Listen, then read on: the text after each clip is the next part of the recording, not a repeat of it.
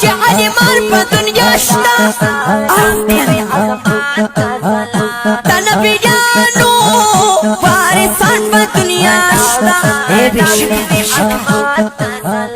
چې د حق بدل د مست نزده کېږي او د دیندار خادمان په دنیا شته بشکه چې د حق بدل د مست نزده کېږي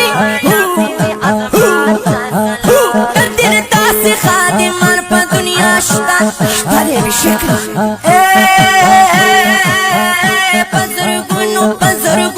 بزرگونو طالبان یا شاگردان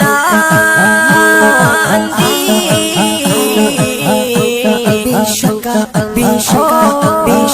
شیخ ادریس کاشان شیخان په دنیا شته